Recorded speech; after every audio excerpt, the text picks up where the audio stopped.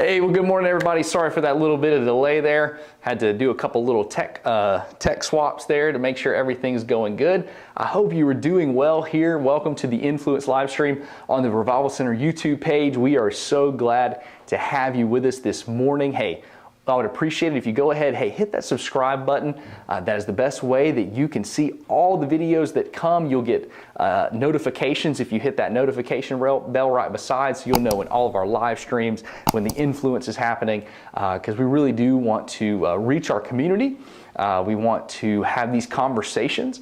And we really do want to have a conversation. So, hey, if you are watching live, I do have Brother Aaron Limbaugh right behind the camera there. He is typing in the chat. So, hey, if you just want to say hello, we love every time you say good morning and hello or have any questions, because we really do want this to have a conversation about this. And if you say, man, I missed the live stream, you can always put it in the comments, or if you're a member of our church and see us in the hallway, you can ask your question then. So we just appreciate each and every one of you for making this what it is. We don't do it just because we like to hear ourselves talk. We really do hope and pray that it is beneficial for you as you listen and as you dive deep with us. And so we started a series last Tuesday, and I'm not going to recap it all, but I'm just going to give a brief overview of what we've started, which is a series called In the Absence. So it's in the absence of worship, in the absence of Christianity, even in the absence of organized religion, I guess you could say, in the very broadest sense. But mainly speaking, it's an absence of worship of the true God. And so whenever that happens, you don't just not have worship. Your worship turns to something, right? It's not just simply, oh, I'm just no longer a worshiper. See, we are worshipers. That's how we were created. So if we don't worship Jesus, if we don't worship the God that we find in the Bible, we're going to worship something else. Now, one of the obvious ones, which we talked about a few series ago, were other religions, right? We talked about Islam, we talked about Hinduism, Buddhism, about some others like Jehovah's Witnesses and Mormonism and things like that. And those are kind of the obvious religions that you would say, oh, well, I stopped being a Christian. Now I've changed religions and now I'm a Jew, or now I'm a Muslim. Things like that are kind of where our minds obviously go. But we're talking about what you could almost call cultural religions, religions that the culture has. And you would say, cultural religions? What in the world is that? Well, that's exactly why we're doing this series. You see, some things that we may not think of can have a religious connotation and can take the form of a religion. So this first one that we're talking about is environmentalism. And you'd say, I've never thought of environmentalism as a religion. That doesn't make sense. Well, go back to our first episode and see what we were talking about the last episode, where we really talked about and dove deep on how truly it does have a religious structure. You have your saints, you have your sinners, you have your holy text, you have the way you ask for forgiveness. All of that structure is found in your radical environmentalism. So the next question is, okay, well, we see how we should not approach it. Well, how should we approach it? I think that the Bible has an ecology. I think the Bible has an environmental approach. You see, it's not that the Bible doesn't say anything about the world. In fact, it says a lot about the world. And we as Christians, we cannot have our worldview, our view of the environment, our worldview of how we interact with the world around us, and have almost another religion, you could say, tell us how to do that. We should look at the scriptures. So I think the first place to start is Genesis 1. I think that is the simplest place to start because it really starts with the creation of the world. So hey, flip your Bible over, get you some coffee. I'm going to have a sip of mine, and we're going to read not the entirety of Genesis 1, but the vast majority of it here, because I think it's really, really important to see all of this in the scripture. So let's take a sip of coffee together and let's dive in. So I'm going to be starting in verse Let's start in verse number 9. And so God has already created the light. He's already created the expanse, separating the waters. So then he gets here to verse number 9. It says, "And God said, let the waters under the heavens be gathered together in one place, and let the dry land appear. And it was so. God called the dry land earth, and the waters were gathered together. He called seas, and God saw that it was good. And God said, let the earth sprout vegetation, plants yielding seed, and fruit trees bearing fruit in which is their seed, each according to its kind on the earth. And it was so. The earth brought forth vegetation, plants yielding seed according to their own kinds, and trees bearing fruit in which is their seed, each according to its kind. And God saw that it was good. And there was evening, and there was morning the third day. And God said, let there be lights in the expanse of the heavens to separate the day from the night, and let them be for signs and for seasons and for days and for years. And let them be lights in the expanse of the heavens to give light upon the earth. And it was so. And God made two great lights, the greater light to rule the day, and the lesser light to rule the night, and the stars. And God set them in the expanse of the heavens to give light on the earth, to rule over the day and over the night, and to separate the light from the darkness. And God saw that it was good. And there was evening, and there was morning the fourth day. And God said that the waters swarm with swarms of living creatures. Let the birds fly above the earth across the expanse of the heavens. So God created the great sea creatures and every living creature that moves with which the waters swarm, according to their kinds, and every winged bird according to its kind. And God saw that it was good. And God blessed them, saying, be fruitful and multiply. Fill the waters and the seas, and let the birds multiply on the earth. And there was evening, and there was morning the fifth day. And God said, let the earth bring forth living creatures according to their kinds, livestock and creeping things, and beasts of the earth according to their kinds. And it was so. And God made the beasts of the earth according to their kinds, and the livestock according to their kinds, and everything that creeps on the ground according to its kind. And God saw that it was good. Then God said, let us make man in our image, after our likeness, and let them have dominion over the fish of the sea, and over the birds of the heavens, and over the livestock, and over all the earth, over every creeping thing that creeps on the earth. So God created man in his own image. In the image of God he created him. Male and female he created them. And God blessed them, and God said to them, be fruitful and multiply, fill the earth and subdue it, and have dominion over the birds of the sea, and over the birds of the heavens, and over every living thing that moves on the earth. And God said, behold, I have given you every plant yielding seed that is on the face of the earth, and every tree with the seed in its fruit. You shall have them for food. And to every beast of the earth, and to every bird of the heavens, and to everything that creeps on the earth, everything that has the breath of life, I have given every green plant for food. And it was so. And God saw everything that he had made, and behold, it was very good. And there was evening, and there was morning, the sixth day. So the reason why I read that so extensively is because I think it really shows the picture of the creation of the world. Right? You see plants, you see animals, you see the waters, you see the land, you see the vegetation, the fruits, the trees, you see all the animals in the sea, you see all the animals on the earth, you see man. All of these were created. And I think it's so important to see that every single time God calls it good. God calls it good.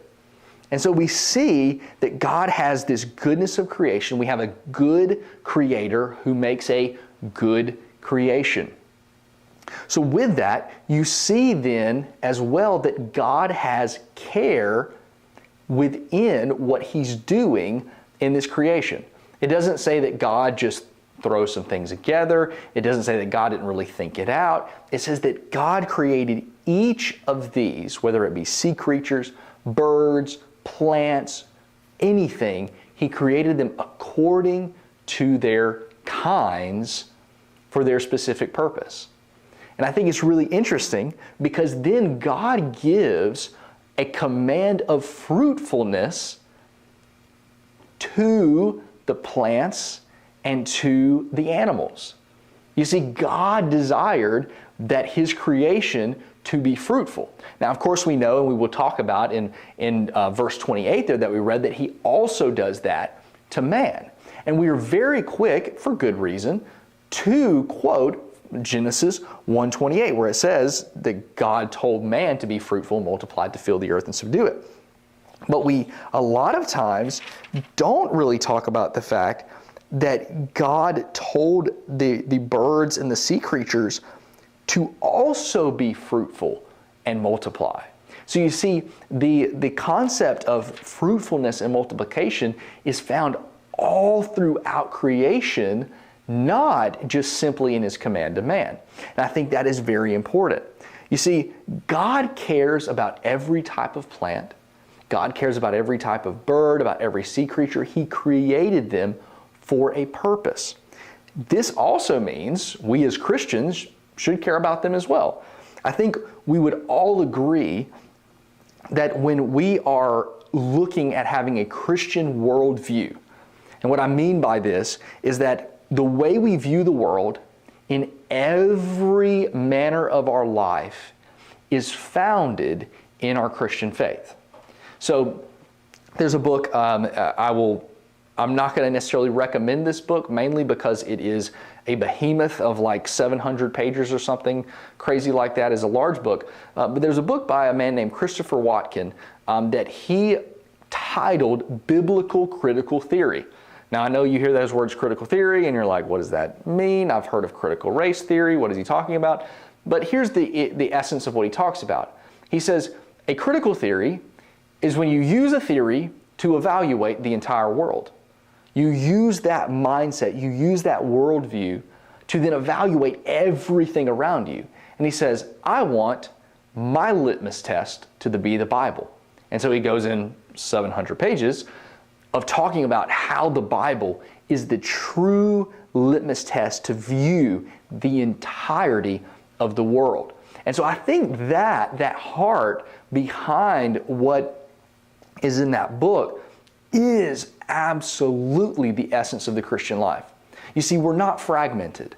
We're not fragmented. It's not that God has something to say about what we do on Sunday. It's not that God says what we do in the marriage bed, but He doesn't have anything to say what we do at work. He says something to do with how we treat our kids, but He doesn't say something about how we are ethical in our business. God, God, you can tell me how I should, be devoted to in prayer, but God, you cannot tell me how I should view the environment.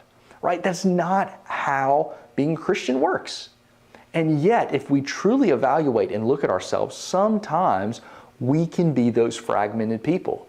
Sometimes we can break it apart and say, God, speak on this, but don't speak on this. Or sometimes we wrongfully think that God has not spoken on certain things. Now, it may not be explicit in the Scriptures, but the biblical worldview and the biblical ethic applies to everything.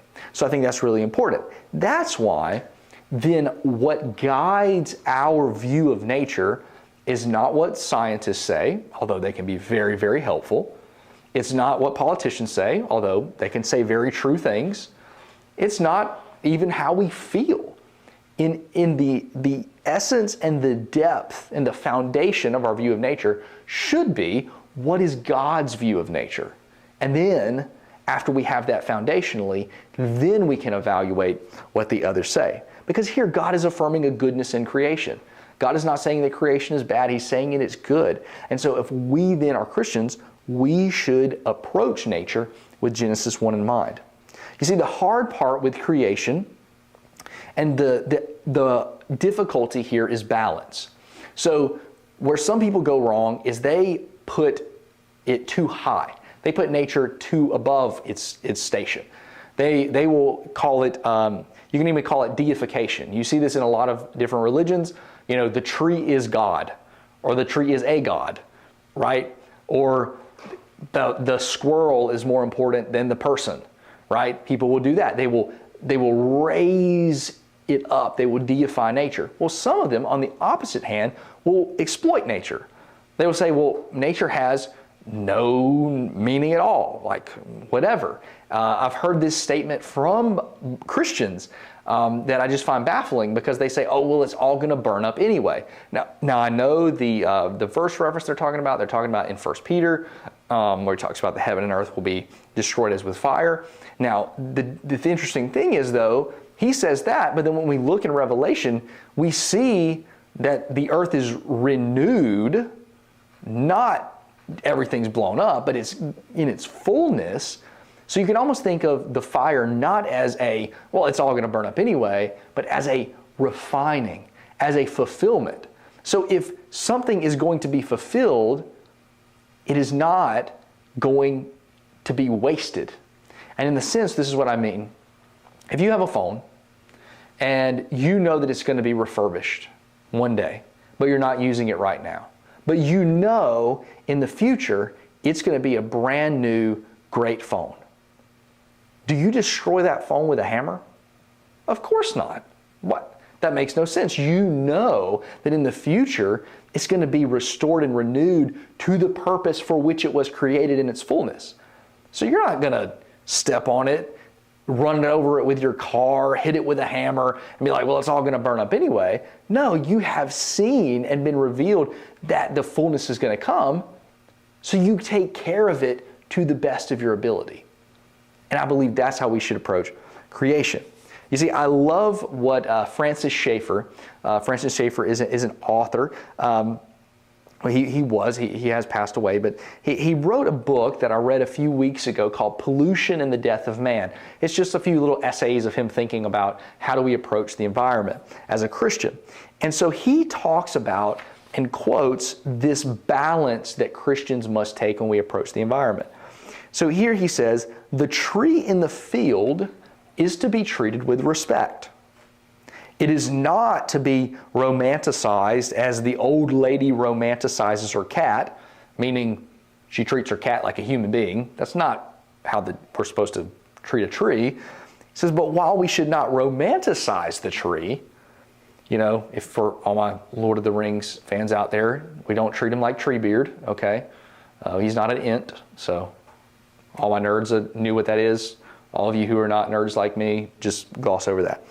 But we must realize here, continue on with this quote, that God made it and it deserves respect because He made it as a tree. Christians who do not believe in the complete evolutionary scale have reason to respect nature as the total evolutionist never can. Because we believe that God made these things specifically in their own areas. So if we are going to argue against evolutionists intellectually, we should show the results of our beliefs in our attitudes. The Christian man is a man who has a reason for dealing with each created thing on a high level of respect. You see, what the essence of what Francis Schaeffer is saying is that we as Christians should have the highest respect of anyone for creation. Why? Because God created every single thing you see in this world for its specific purpose. We honor the tree because God created it as a tree. That's how God created it. That's why we care for it. We honor the animal because God created it as an animal for its purpose, right? Now, there's obviously a lot of different ways that some people think, and we're not going to get into all like the debates like, should you hunt? Can you chop down a tree? All that kind of stuff. That's not what we're talking about here. We're talking about respect, right? I can respect a tree by making a house out of it, right? I can respect an animal by feeding my family with it, right? It's a matter of the approach to nature. It's a matter of the honor. It's a matter of not, maybe if we cut down some trees, maybe we should plant some more. It's that essence that we should appreciate what God created nature for. And so our respect and our honor for nature should be a reflection for our respect and honor of the creation. We see this all the time with art.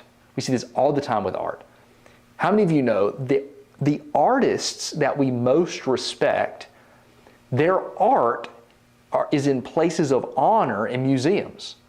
If you have just like a random painting that people might think is pretty, they might not even have it covered up. There might not be a bunch of ropes around it. It might just be there on the wall of a museum, and people will go past and they will, that's a nice painting, and they will move on.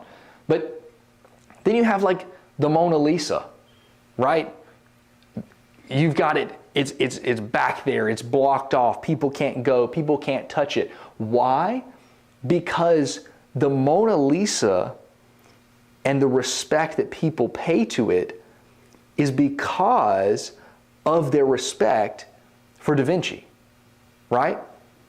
That it's the artist, because the artist was deserving of honor, even things that Da Vinci made that are not the Mona Lisa. Maybe some of the least paintings, like even if you have, like, let's say a Monet, and it's not one of his famous paintings, but if it has that name there, all of a sudden people pay it more respect. Why? Because of the respect that people pay the artist. So think about that on the greater scale of the author of creation. And I think that's the way we do it. You see, we don't have to go outside of the Bible and the Christian ethic to care and respect for the world. You know, we don't have to make the tree out to be God in order to care for it. We should take care and respect because that God created it for a purpose. So then we go from Genesis 1 to Genesis 2, and we can continue to see this importance of the care. So we see that God plants this garden in Eden, and one of the biggest things we know about a garden is that it's what? It's tended, right? The difference between a garden and just the forest is there might be some tomatoes growing in the forest, but it's all covered up with vines and weeds, and it's hard to tend. Well, a garden is carefully tended. It is worked. It is cared for. The trees are made sure that they look right. The plants are made sure that they're in the optimal way of growing, right? That's what a garden is. And so we see that God then puts Adam in this garden. He doesn't just throw him in the wilderness and say, hey, make this into a garden. God creates this space of tended care for this environment and sets Adam in it and says, hey, now you are to work this garden. Obviously, like we quoted earlier with Genesis 1:28, says, be fruitful and multiply, fill the earth and subdue it. Have dominion over the fish of the sea, birds of the heavens, and over every living thing that moves on the earth. So this dominion that God has given him in Eden, he's to expand out. He's to fill the entire earth with it. That was the goal. That was the mandate for Adam. They're to subdue the earth. They're to care in the same way that Eden is cared for. They're to care for the whole world. As we know, sin got in the way of that. They were kicked out of the garden. And then the wages of sin, the consequences of sin, not only were to Adam and Eve, but grew outward into nature.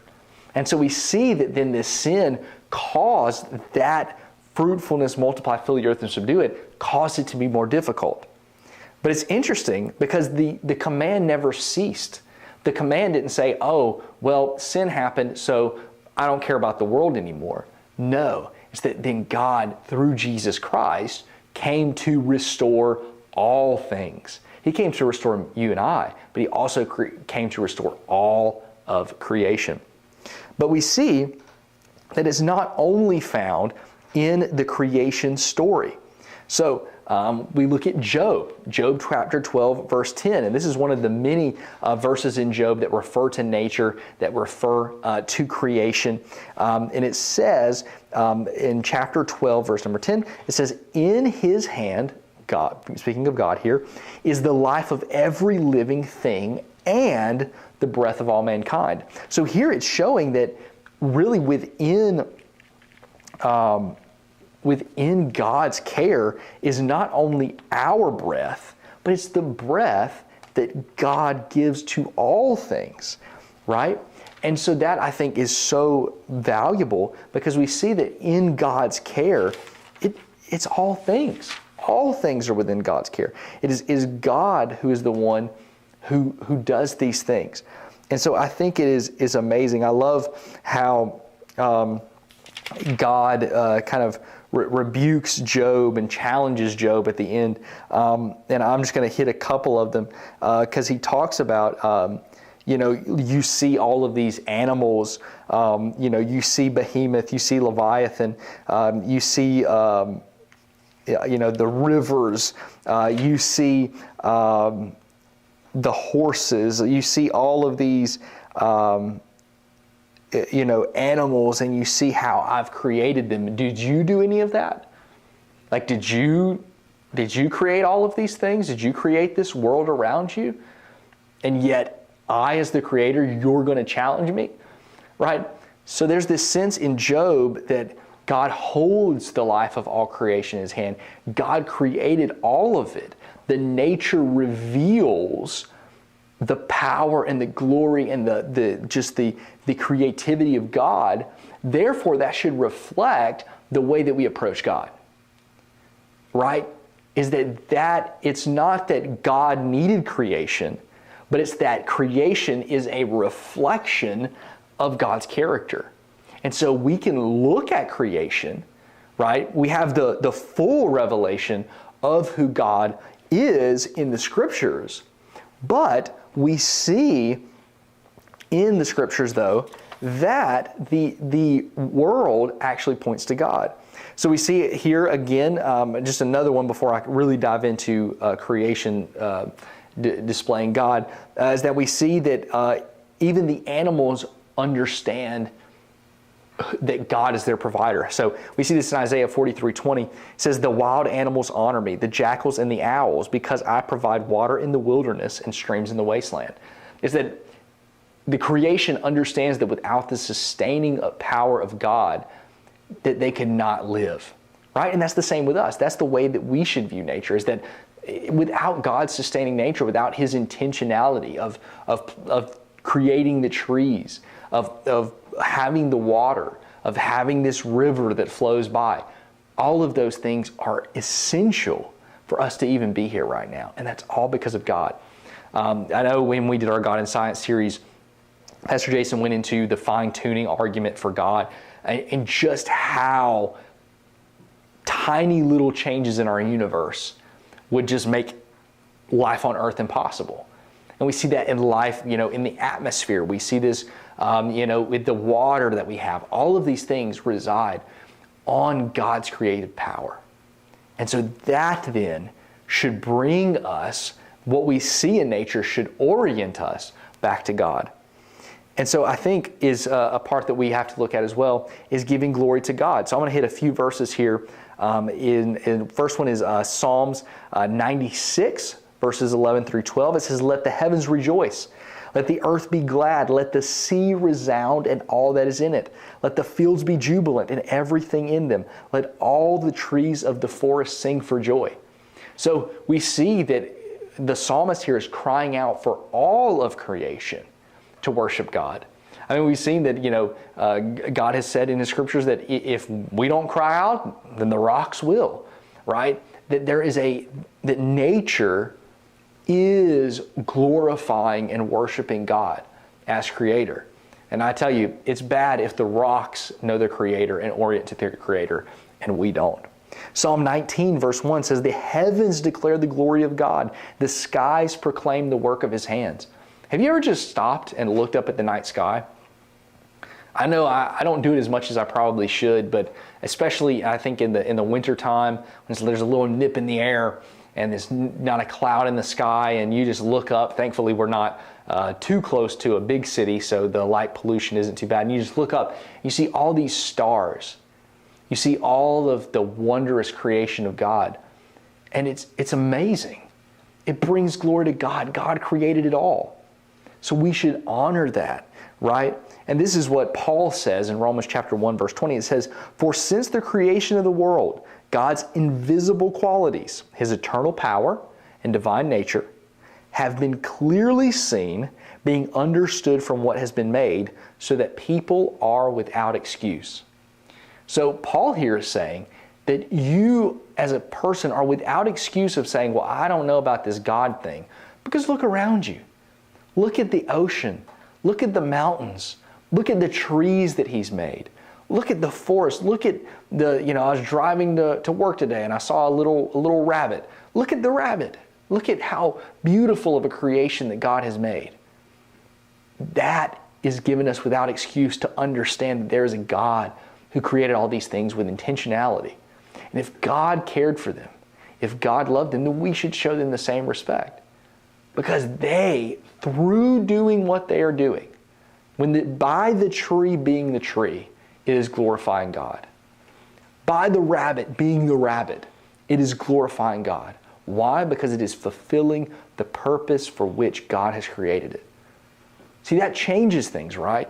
That tree's not just a tree, it's a God-glorifying tree, right? So if I need to build my log cabin house, I need to build, obviously we don't do that anymore. Very few people chop down their own trees to make their houses. But when we do that, we should honor God for saying, thank you, Lord, for putting this tree here, right? Because without it, where would we be? Without God creating all of this, where would we be? So there's this sense of that because the Creator deserves honor, His creation deserves honor for the purpose of which it's created. We don't elevate it by saying, no, this tree is God, or this animal is God, or we can't, God is in everything. We're not panentheists, meaning I'm a part of God, you're a part of God, that chair is a part of God. It's not what we believe. But what we believe is that God has given honor to things because He is the Creator and He is worthy of all honor and all glory. So I hope that's helpful. I hope that really has our approach. So it's like, hey, for the glory of God, let's not pollute, right? Because God cared for His creation. For the glory of God, maybe we should plant a few trees if we cut some down, right? Because we should care for creation.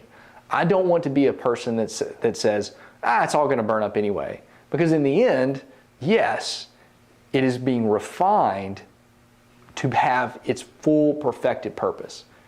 And I think that is what we should be looking for the new heavens and the new earth. We understand that God is going to restore, God is going to renew.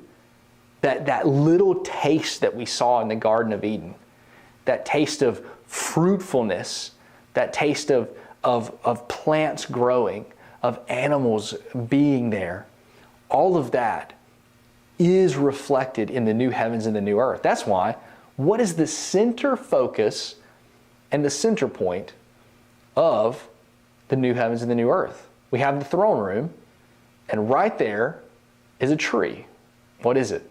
It's the tree of life that flows out through the rivers into all the nations. We see that this life that God has given flows out to all the nations, and it's fruitful in every single season. And so that's what God desires for creation, is fruitfulness, for life-giving, and we should honor that. And so, hey, I hope you guys that was helpful. I hope it was balanced, because that's really what the Christian worldview is. Too many times we try to think in black or white. We try to think we're on this side or this side. And I think politicization, wow, I can't say that word, politicization, well, I think I said it right then, has been one of the most difficult reasons and one of the most difficult obstacles for us being balanced, is because we say, oh, you're either in this party or in this party, and when you're there, you believe exactly these things. And it's like, where's the balance there? Where's the nuance there? We're either just stop oil or we're cut down the Amazon, right? Let's just burn it all. And that's just not the case. That is not our selections here. Truly, it is that we should serve the Lord by serving people, by serving the church, by serving everyone around us, and by making best use and honor of that command in Genesis chapter 1, verse 28, to be fruitful, multiply, fill the earth, and subdue it. Because we should honor and respect the creation because we respect the Creator. So I hope you enjoyed that. We will be jumping into another topic next week, and so I hope you come out. I'm going to leave a little mystery there of exactly which one we are going to do. I will tell you it is somewhat connected to environmentalism. That's just a little wink wink, but hey, hope you come out next Tuesday at 8:30. I appreciate each and every one of you for being here, for listening, whether you're listening live or you're listening on the playback. We really just pray that you're blessed by it. We appreciate a like, appreciate you sharing it with your friends, but hey, we love you guys, and we will see you next Tuesday. God bless.